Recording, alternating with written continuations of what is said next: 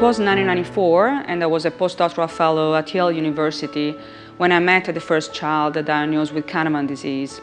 Her parents walked into the lab with a baby girl named Lindsay. She was just diagnosed with Canavan disease a week earlier, and her parents were told that she would never see her 10th birthday. So since then, I've been working on Canavan disease, on characterizing it, as well as collecting natural history data in patients and gathering information and sharing information with some amazing collaborators and excellent clinicians and extraordinary researchers. And we put our brains together to be able to see the difference in patients.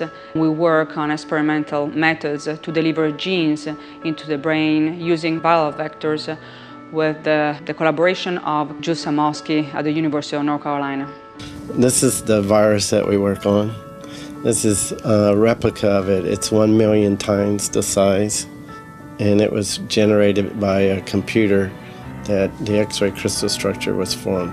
We have made virus for 25 years, but we never made clinical virus, and the biggest burden was, could we make something that we would not only be able to be safe, but would you put it in your own kit? And having 2 kids, this was very nerve-wracking. I stayed up the entire night after we shipped it out worrying about whether it was going to be okay, because as a scientist, you never know. There's always one more question, one more thing you want to answer before you're done.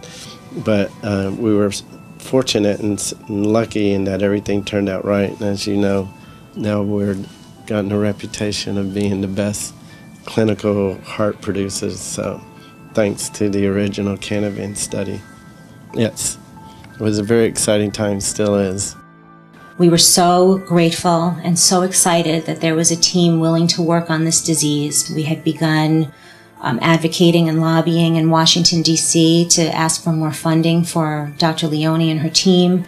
With the funding we have raised this year, we will hopefully begin a stem cell trial in the next year or two. We have been able to generate a partnership with a biotech company, and that biotech company has had amazing work in stem cells, and they were very excited about what Dr. Leone's team had been working on. They realized Canavan was an excellent model for other brain-based disorders. This disease will open doorways to other treatments for other disorders. The research is still ongoing in the laboratory, and the clinical research is still ongoing in the clinics.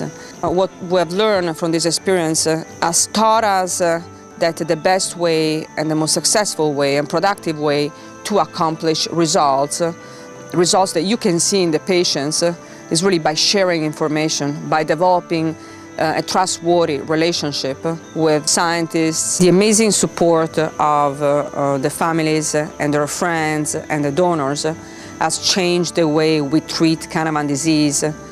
I will never, ever stop in the fight against Canavan disease. Every breath I have will be to push back this disease. It's difficult for other people who don't have handicapped children and view small milestones as major to understand. So somebody might come in and say, well, she doesn't move or she doesn't really talk much. She looks the same to me. Is pretty what much. She's sitting in a wheelchair, so she's pretty much the same. But I think it takes our family to recognize the dramatic changes that were made by gene therapy.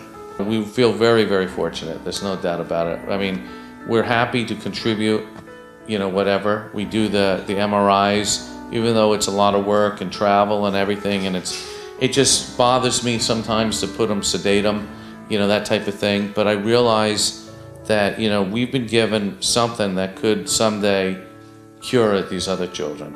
We have so much hope for not only Olivia, but with everything that's going on in medicine today. Already we've come up with some medications that I think have helped, and it's only going to get better. I read once, these aren't my words, but someone phrased it in that Canavan disease can take and rob the children from so much, but never of the love of their family and friends. And that is so true.